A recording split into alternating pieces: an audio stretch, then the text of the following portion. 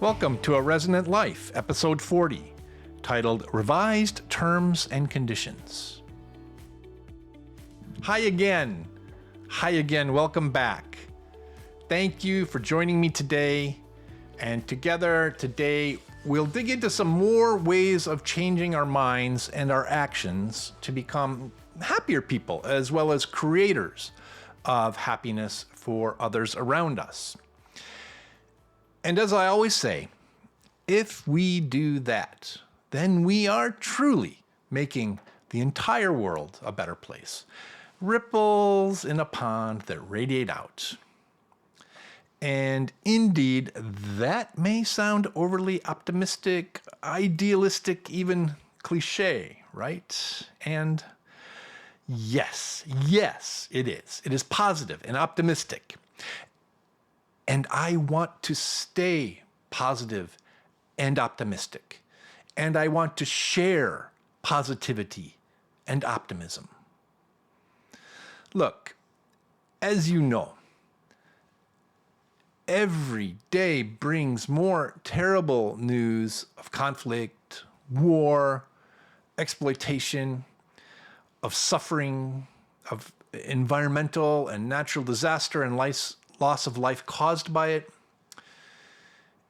And in the face of all of that, acknowledging it all and knowing we can only do what we can do, acknowledging our smallness, our near impotence in the face of these global issues, we will still do everything we can do to help, to make the world better, to make people's lives better. And that starts here, working on ourselves and doing so together.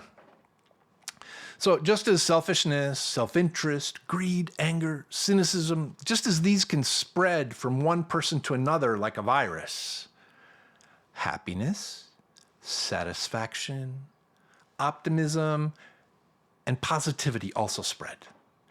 And they are the antivirus, the remedy of the virus of anger and all the other negative emotions.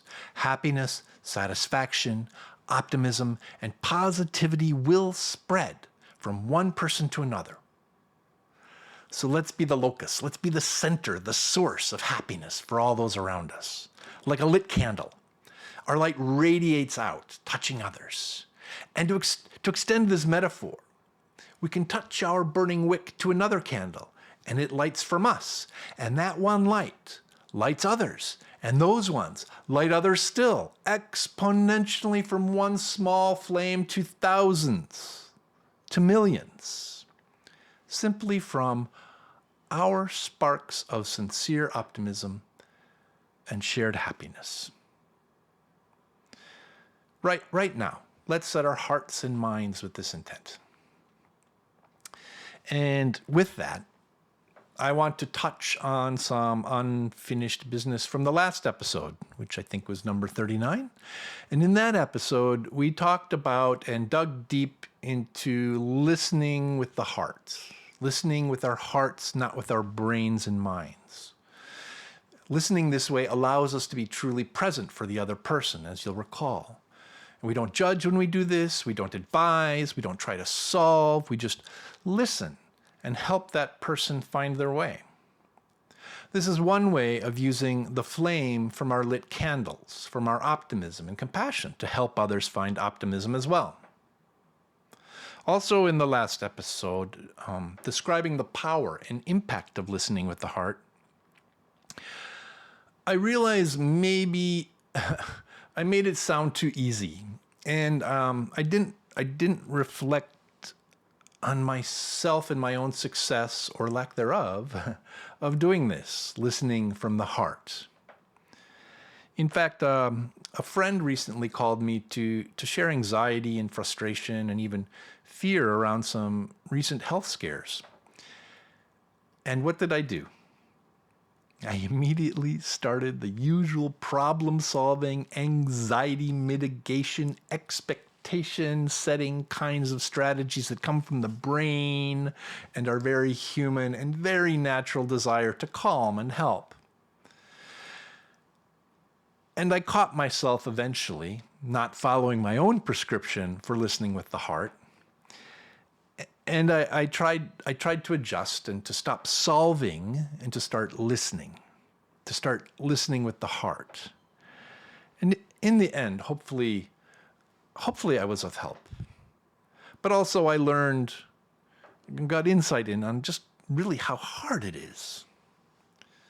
So the whole experience, my friend's upset and worry and my trying to fix it, made me realize that not every situation calls for just listening with the heart.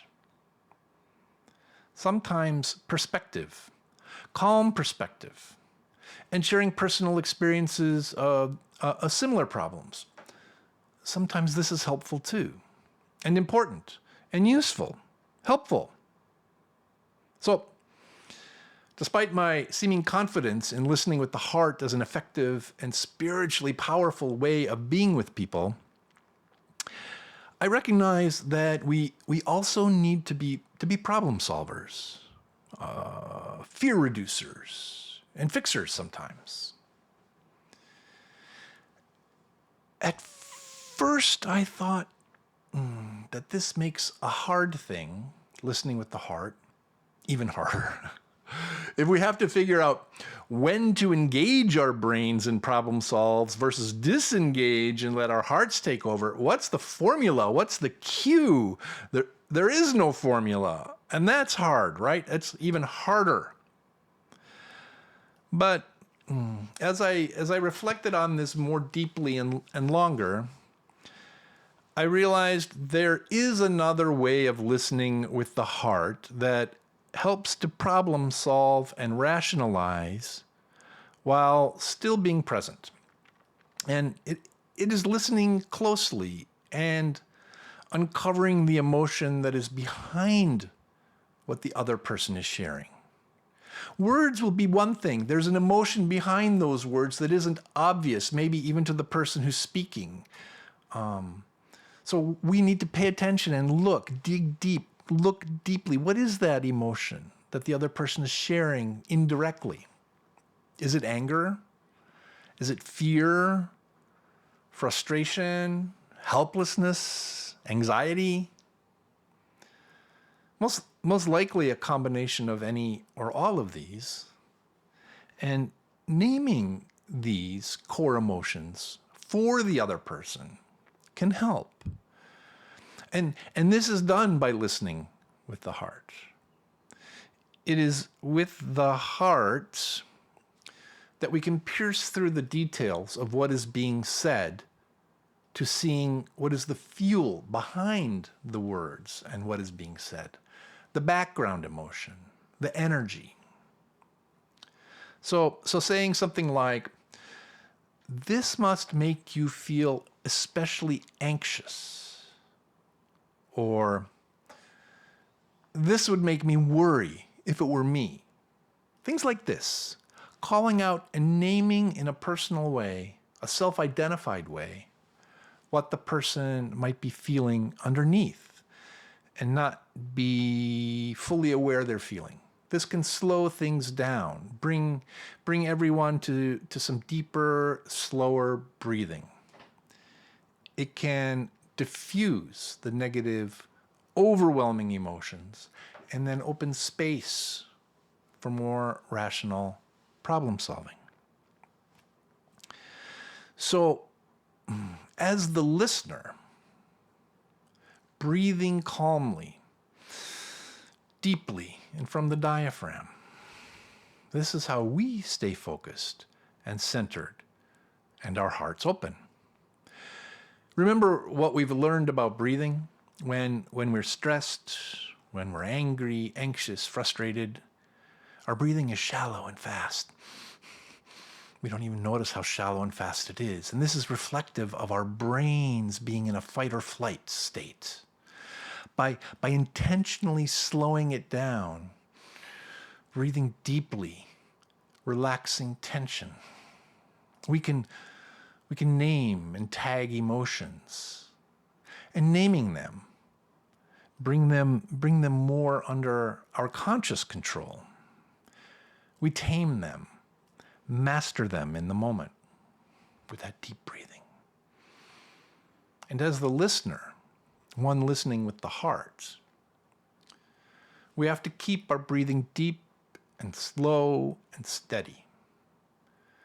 When we're listening to another's problems and challenges, it is so easy to get caught up in their stress and anxiety that we also shift into more fight or flight mode. We get excited and involved and engaged, and we need to bring our own breathing low and slow and deep.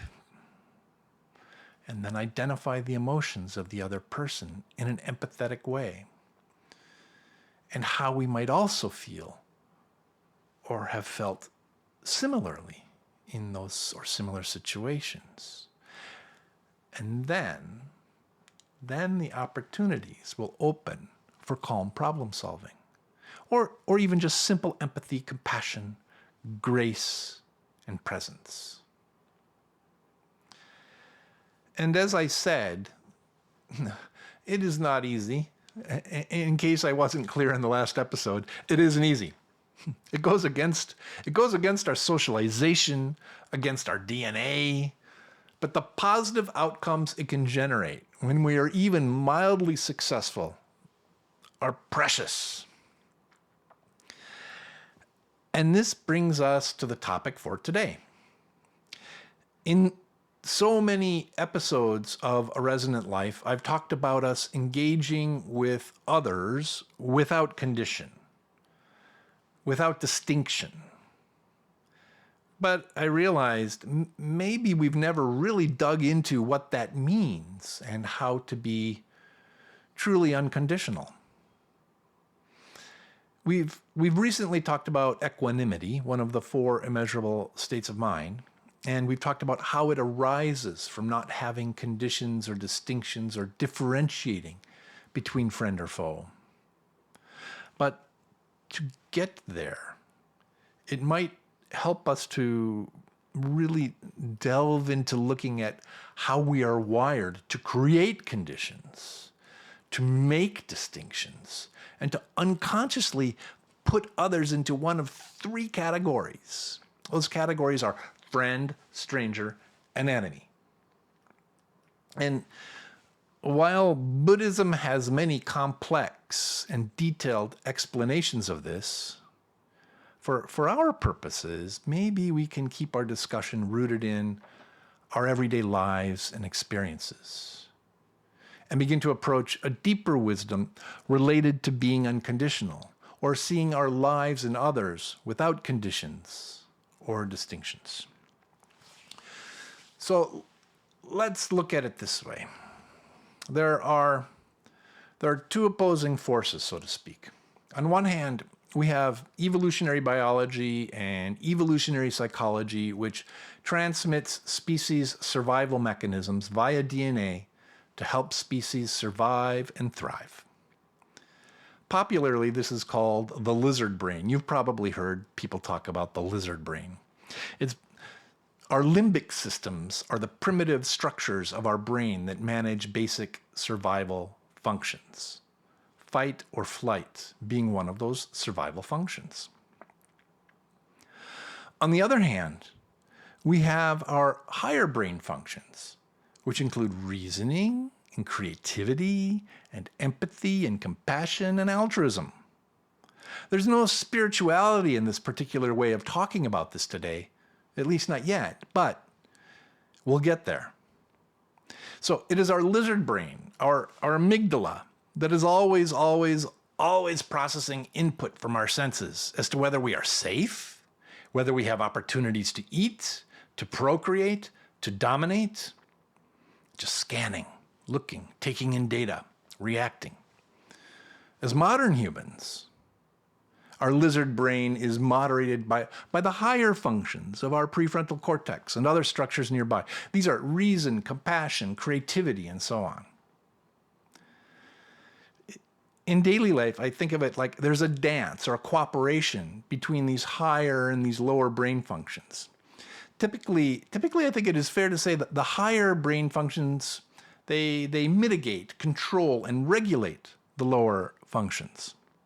This is how we create and live in cooperative societies, how we create culture, how we create prosperity, how we create art. Obviously, though, this dance isn't perfect. Because if it were perfect, we wouldn't have war, want, violence, conflict, and hate. Maybe I'm getting a bit too much in the weeds here, but I think it is important to have a basic grasp of how the biology works so we understand how to leverage our conscious minds and our spiritual energy and aspirations to get closer to that world without war, want, violence, conflict, and hate. To be conscious creators of that peaceful world. So that scanning amygdala is putting everyone and everything into those categories: enemy, friend, stranger, dangerous, neutral, safe. What do we do then? We can't control the amygdala. It is on autopilot, and it is foundational to our evolution. But we can consciously override its decisions with effort, with attention, determination, patience, grace, and intention. What we can try to do is consciously move everyone into the friend category and every situation into the safe category. And of course, there are caveats to this. People who threaten our well-being, our safety, and mental health, it's okay to leave them in the enemy category for now. And situations that are truly physically or emotionally threatening or dangerous, yes, they should be treated as such. But in the everyday course of our lives, we can take action. We can move everyone, even people we don't like, toxic bosses, for example. Everyone, even situations we don't enjoy, we can move it all into the friend and safe columns with effort and intention. Another easy one, right? I hear you challenging me. That acquaintance who always vexes you, trash talks you, undermines you, or the toxic boss who takes credit for your work while denigrating you and your efforts. We're supposed to move them to the friend column? Yeah, right. Besties, right? BFFs. No. Okay. Yes. At least we have to try to. I know it's hard. We know. We already know that we cannot change others to be the way we want them to be, right? We can't change the toxic boss to be less toxic. We can't change an irritating acquaintance to be less irritating. We can't make people the way we want them to be. We cannot change the people that vex and frustrate and anger us. We cannot change their attitudes. We cannot change their behaviors, nor can we change how they feel about us. But we can change how we feel about them. And in changing that, we change how we present ourselves to them. And that isn't even necessarily a conscious change. Now that might be the secret sauce that does change how they treat us. It's kind of sleight of hand. So it comes down to this. Here's an analogy. To make a spark that lights a fire, we need a flint and a steel. Boom, boom, boom, right? Or a match in a rough surface. Two substances that react under pressure. If we align with our supposed enemy, remove the potential for spark, for conflict, and we override the amygdala's efforts to keep us in opposition, then we become peacemakers. And we've moved them into the friend category. And this isn't easy. And it's not always successful. At least, it's not always successful in eliminating conflict. But at least we are not part of the conflict, not engaged in it. As such, we're still peacemakers. Take a look at the people around you, those in your everyday life. Family, colleagues, neighbors, friends, others. I'm sure you don't like all of them. I don't. I'm sure some of them are annoying. Maybe you're mad at someone. Perfect. Try to move them all into the category of friend. Psychically, consciously, push aside the urge to reject them. Refuse to nurse the old wounds, the grudges, and the hurts. Just let it all wash away and see everyone as a friend. This is really a meditation or contemplation practice. And it can be done sitting quietly anywhere, anytime. On the bus or train, while driving, walking, having coffee. Even more effectively, when you're actually engaging with someone who is historically in the enemy column, breathe deep and move them to the friend column. The point is to build a mindset, to build neural pathways, a concrete habit of seeing all others as friends, not threats, not enemies, not even strangers, friends. And as a mindset, it is something that becomes an always on part of who you are. The more you practice this, the more you do it. And this is a giant step toward being unconditional, toward not making distinctions, at least with people, with others in our lives. And that is a first step and a giant one toward becoming a true peacemaker. So this is a practical look at how we can concretely shift from being conditional and making distinctions between people and situations, and instead become singularly focused on being peacemakers with our thoughts, with our words, and our actions. The Dalai Lama had another way of explaining all this. It was very elegant and simple. He once said that all sentient beings have one important thing in common. One thing.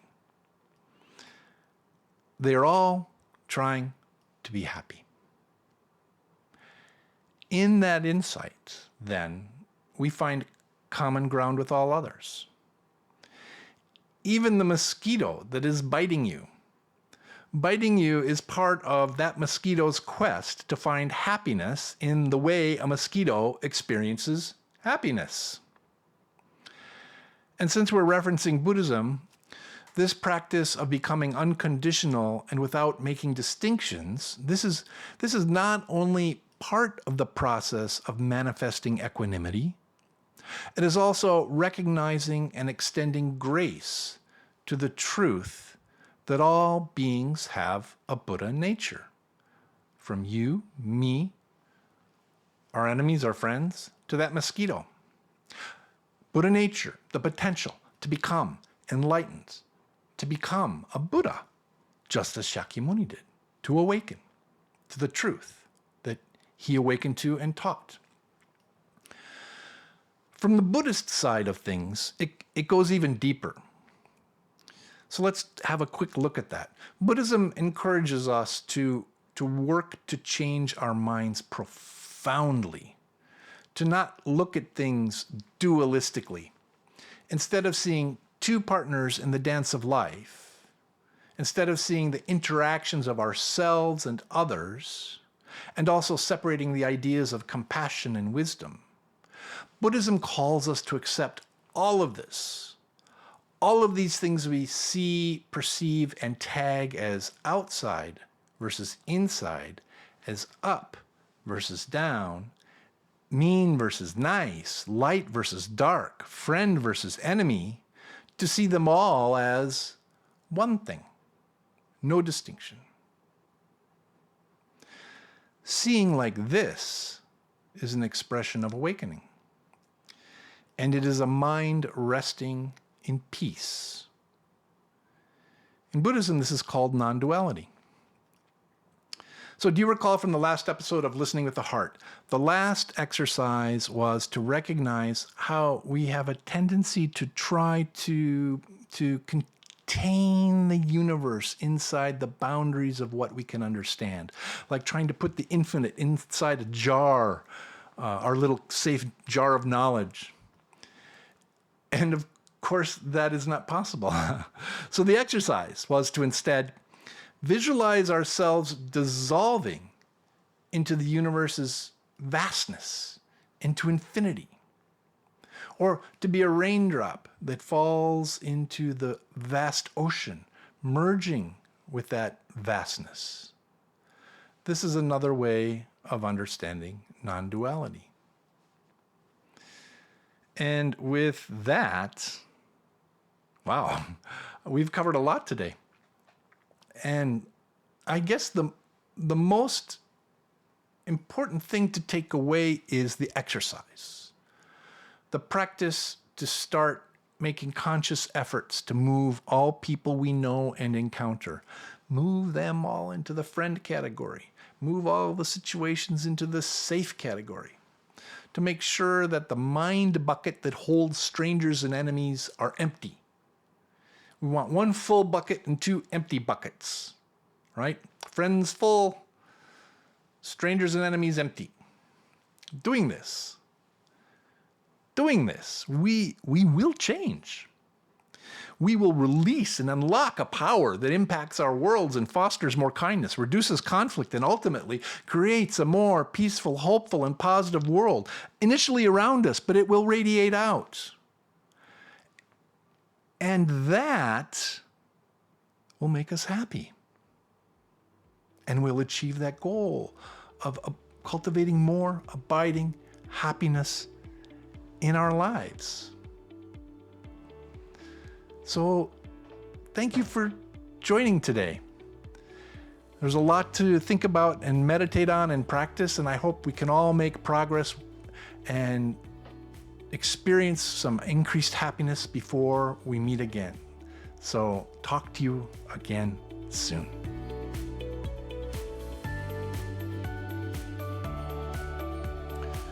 Thank you for listening. If you enjoyed this podcast and want to hear more, please subscribe and share. If you'd like to share your own experience, thoughts, or ask a question, please send an email to mike@resonant.social. With gratitude, theme music is courtesy of Stock Audios, distributed by Pixabay. A Resonant Life is a podcast from the Time Is Now Productions.